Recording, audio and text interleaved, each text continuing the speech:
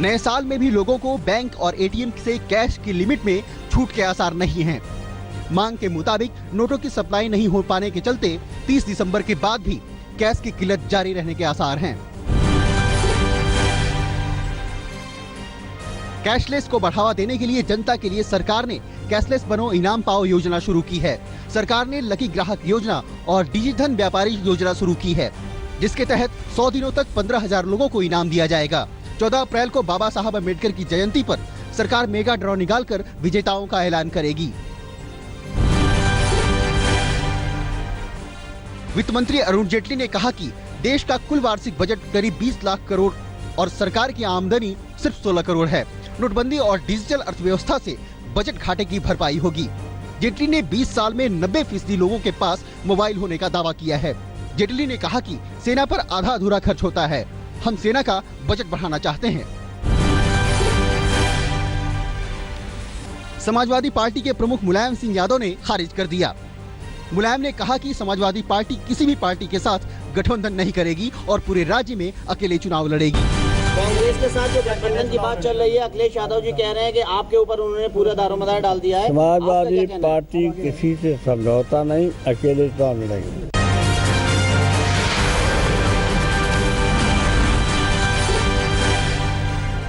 Samajwadi party में अंदरूनी घमासान की खबर एक बार फिर जोर पकड़ने लगी है।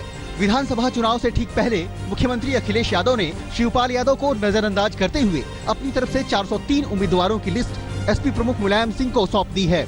अखिलेश के उम्मीदवारों की लिस्ट में अंसारी बंधु, अतीक अहमद और अमरमणि त्रिपाठी का नाम नहीं है। वर्तमान के 35 से 40 विधायकों के नाम भी अखिलेश की लिस्ट से गायब हैं। कांग्रेस उपाध्यक्ष राहुल गांधी आज राजस्थान के बारां में जनसभा को संबोधित करेंगे। राहुल गांधी की रैली दोपहर 12 बजे होगी। रैली के दौरान राहुल गांधी नोटबंदी और बीजेपी सरकार पर हमला बोल सकते हैं। माना जा रहा है कि राहुल राजस्थान की सीएम वसुंधरा राजे को भी अपना निशाना बना सकते हैं।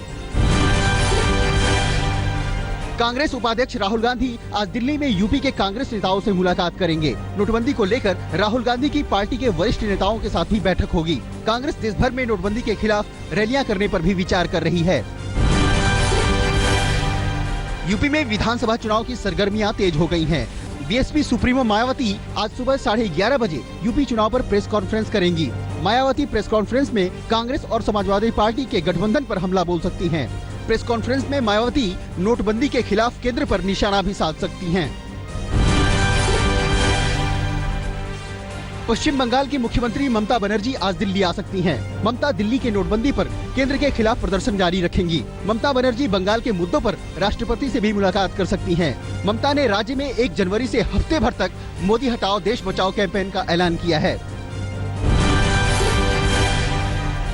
दिल्ली में आज कॉलेजियम की बैठक होगी। बैठक की अध्यक्षता प्रधानमंत्री नरेंद्र मोदी करेंगे। बैठक में फुल टाइम सीबीआई डायरेक्टर के नाम पर मुहर लग सकती है। अभी सीबीआई डायरेक्टर का चार्ज राकेश अस्थाना के पास है। सीबीआई स्टिंग मामले में उत्तराखंड के सीएम हरीश रावत से आज पूछताछ करेगी। सीबीआई ने 23 दिसंबर को समन भेजकर हरीश रावत को पूछताछ के लिए बुलाया था। कथित स्टिंग में हरीश रावत घूस देकर विधायकों का समर्थन हासिल करने की बात कर रहे हैं। यह वीडियो कांग्रेस के 9 बागी नेताओं ने रिलीज किया था। दिल्ली के डिप्टी सीएम मनीष सिसोदिया आज गुजरात का दौरा करेंगे। गुजरात के भावनगर में सिसोदिया रेप पीड़ितों से मुलाकात करेंगे और उनका हाल जानेंगे।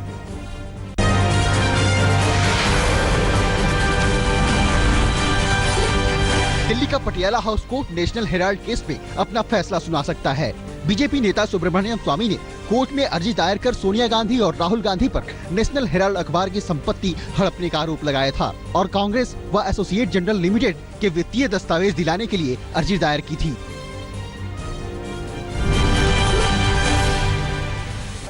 अगस्ता वेस्टलैंड हेलीकॉप्टर घोटाले के आरोपी और पूर्व वायुसेना प्रमुख एसपी त्यागी की जमानत अर्जी पर कोर्ट आज अपना फैसला सुना सकती है। सीबीआई ने एसपी त्यागी की जमानत का कोर्ट में कड़ा विरोध किया है। सीबीआई ने एसपी त्यागी को जमानत मिलने से 5 काम प्रभावित होने का अंदेशा जताया है।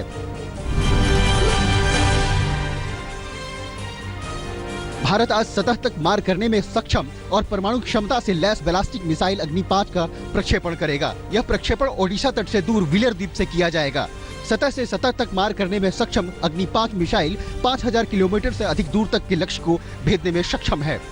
यह 17 मीटर लंबी, 2 मीटर चौड़ी और इसका प्रक्षेपण भार तकरीबन 50 टन है। यह 1 टन से अधिक वजन के परमाणु सामग्री को ढोने में सक्षम है। केरल के सबरीमाला मंदिर में पुलिस बैरिकेडिंग टूट जाने से बड़ा हादसा हो गया। बैरिकेडिंग टूटने के बाद मची भगदड़ में 21 लोग घायल हो गए। घायलों में 2 की हालत गंभीर बताई जा रही है। घायलों को नजदीकी अस्पताल में भर्ती कराया गया है। एनडीआरएफ की टीम ने घायलों को अपने कंधों पर उठाकर अस्पताल तक पहुंचाया।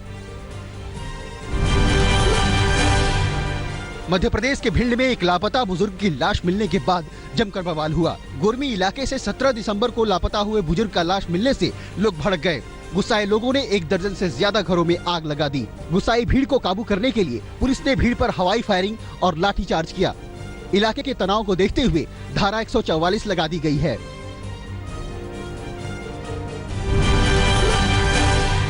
राजस्थान के अजमेर में पुलिस ने नकली नोट बनाकर चलाने वाले गिरोह का पर्दाफाश किया है। पुलिस ने इस गिरोह के 3 शातिर अपराधियों को नकली नोट चलाते हुए गिरफ्तार किया। गिरफ्तार लोगों के पास से नकली नोट बनाने के उपकरण भी बरामद किए गए हैं। गिरफ्तार तीनों आरोपी अजमेर के निकट किशनगढ़ के रहने वाले हैं, जो पिछले 1 साल से इस अवैध कारोबार में लिप्त थे।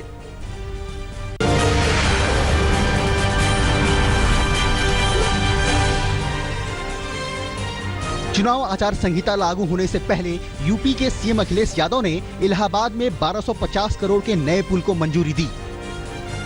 अखिलेश ने संतों से सरकार बनाने का आशीर्वाद भी मांगा।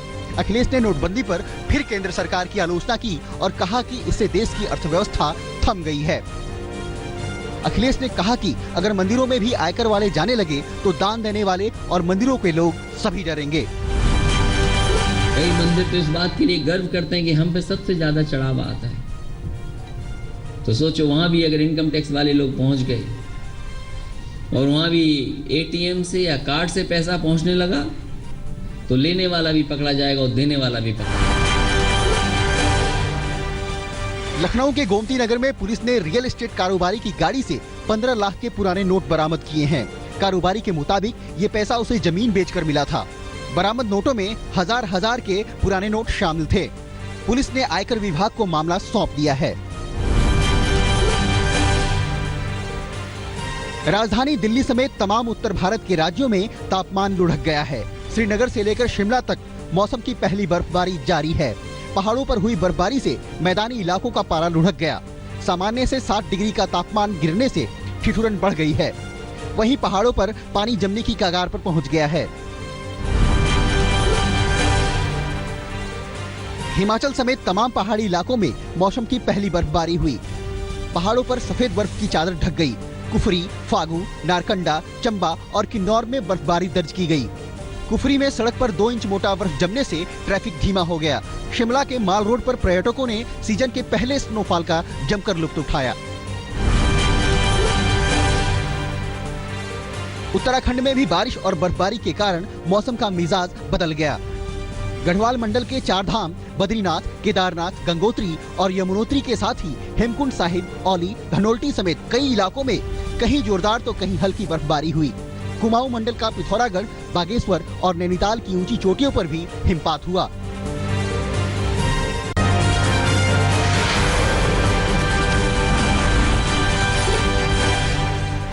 गुजरात के राजकोट में सड़क हादसे में 6 लोगों की मौत हो गई। धोराजी हाईवे के पास तेज रफ्तार कार ने सरकारी बस को पीछे से टक्कर मार दी।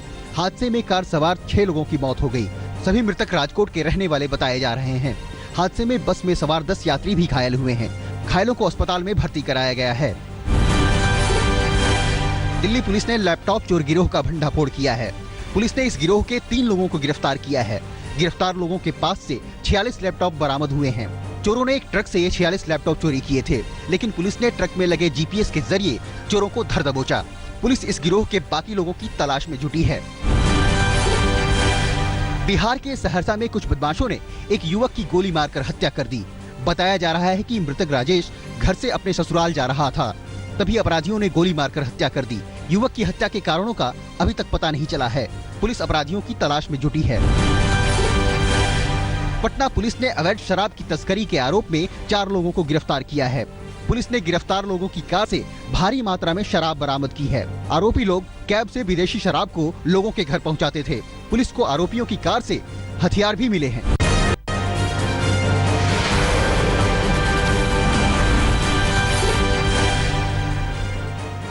बंगाल के मध्यक्रम के बल्लेबाज पंकज शॉ ने रविवार को यहां बंगाल क्रिकेट संघ के 3 दिवसीय प्रथम श्रेणी टूर्नामेंट में रिकॉर्ड नाबाद 413 रन की पारी खेली।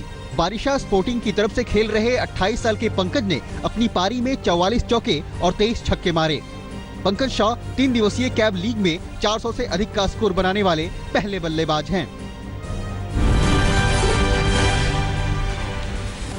आईपीएल की फ्रेंचाइजी किंग्स 11 पंजाब के मुख्य कोच संजय बांगर ने अपने पद से इस्तीफा दे दिया है। वह आईपीएल के आने वाले संस्करण में टीम के साथ नहीं होंगे। बांगर ने अपना इस्तीफा नवंबर में ही फ्रेंचाइजी को सौंप दिया था, लेकिन फ्रेंचाइजी उन्हें वापस लेने की कोशिश कर रही थी।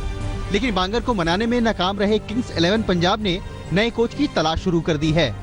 माना जा रहा है कि वीरेंद्र सहवाग को पंजाब का कोच बनाया जा सकता है।